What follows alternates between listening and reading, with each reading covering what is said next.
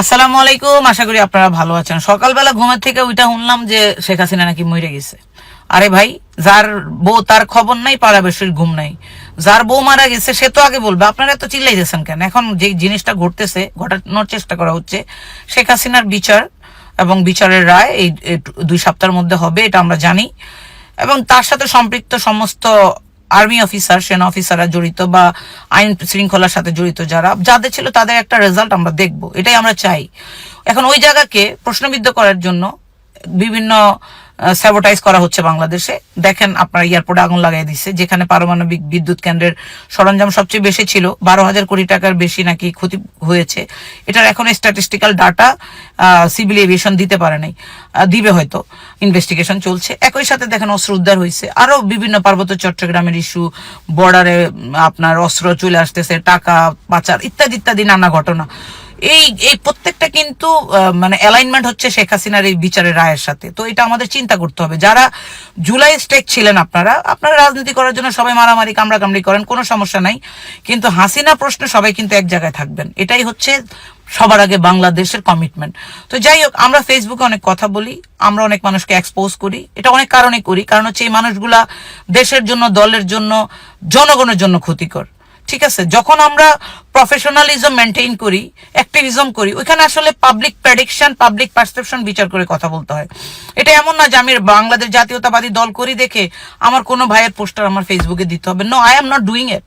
At the same time আমি যে দলটাকে অন্তর দিয়ে ভালোবাসি, আমার মতো হাজার হাজার নেতাকর্মী যে দলটাকে ভালোবাসে, যে দলটা গণমানুষের দল, এই দলকে কেউ যদি ধ্বংস করে দিতে চায়, এটা আমি দলের স্টেক হিসেবে আমার সেখানে ভয়েস রেজ করার অধিকার আছে।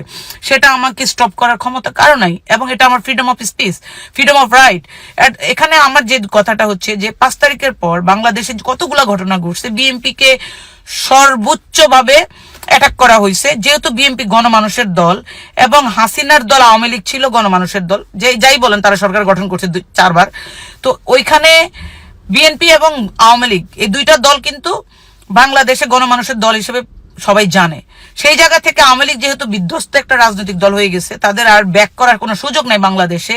তারা যা করছে বাংলাদেশের মানুষের বিরুদ্ধে, তারা যেভাবে মানুষ হত্যা করছে, আয়নাগর তৈরি করছে, গুম করছে, এই কারণে আওয়ামী লীগকে মানুষ বিতাড়িত করেছে। এখন বিএনপি গণমানুষের দল, সেই দলের সাথে প্রতিযোগী কারা? ক্যাডার ভিত্তিক রাজনীতি যারা করে, জামাত। তারপরে হচ্ছে ধরেন জাতীয় পার্টি করতে চায়, ওইটা হচ্ছে স্বৈরাচারের আরেক দোসর, এবং একই সাথে নতুন রাজনৈতিক দলগুলা। এখন আমার কথা হচ্ছে, এই গণমানুষের দলকে তারা তো অবশ্যই চেষ্টা করবে ধ্বংস করার জন্য, বা প্রতিযোগিতায় তারা টিকার জন্য বিএনপির বিরুদ্ধে যা যা করা লাগে তাই করবে, তারা করতেছে সেগুলা। এবং সেই জায়গায় ইনভলভ হইতেছে আমাদের কিছু লোকজন, তাদেরকে আমরা ফেসবুকে এক্সপোজ করি।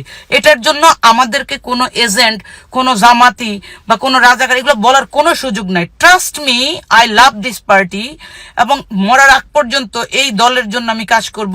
I don't want any benefit from this party. এখন আমার কথা হচ্ছে যে আমরা যখন কন্টেন্ট তৈরি করি, আমার দলকে কারা এক্সপোজ করতেছে জনগণের সামনে, তাদেরকে ব্যান করা হচ্ছে আমার দায়িত্ব। এখন আমরা যখন ফেসবুকে এক্সপোজ করার জন্য চেষ্টা করি, তাদের বিভিন্ন অপকর্ম জিনিস আপনাদের কাছে তুলে ধরি, দল থেকে কি সিদ্ধান্ত নেয় সেটা কিন্তু পাবলিক দেখে। আমাদের কথা অনুসারে যদি আপনারা দল থেকে সিদ্ধান্ত নেন, এটা পাবলিক অ্যাকসেপ্ট করে, কারণ হচ্ছে জনগণ বিএনপিকে ভালোবাসে। এইটাকে ভাই ওই ষড়যন্ত্রের ট্যাগ লাগানোর কিছু নাই। 5 তারিখের পর আমরা অনেক বলেছি যে বাংলাদেশে জাতীয়তাবাদী দলকে ধ্বংস করার জন্য একটা গ্রুপ চাঁদাবাজির সাথে, দখলবাজির সাথে সম্পৃক্ত হচ্ছে, একটা গ্রুপ আওয়ামী পুনর্বাসনের সাথে সম্পৃক্ত হচ্ছে, একটা গ্রুপ নিজ দলের লোকজনকে খুন করে ফেলতেছে, মারতেছে, এই আওয়ামী পুনর্বাসন করতে গিয়ে তাদের কাছ থেকে টাকা পয়সা খায়া। এগুলো আমরা বলতে পারি, কারণ হচ্ছে এগুলো আমাদের বলার রাইট আছে। যাই হোক, এগুলোর জন্য আপনারা ভুল বুঝেন না।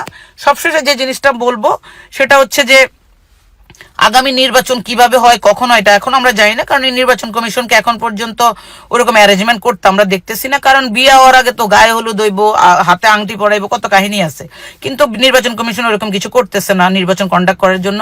ওইটা আমরা মানে অবজার্ভ করতেছি।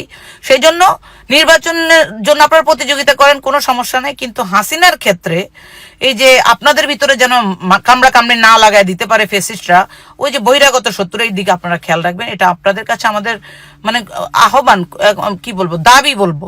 ঠিক আছে, আপনারা রাজনীতি করেন, কোনো সমস্যা নেই, এই দেশে রাজনীতি করার মতো পরিবেশ এখন তৈরি হয়েছে, করতেই পারেন, প্রতিযোগিতা করতে পারেন, বাট হাসিনা প্রশ্নে সবার আগে বাংলাদেশ, এটা আপনাদের মাথায় রাখতে হবে। ধন্যবাদ সবাইকে।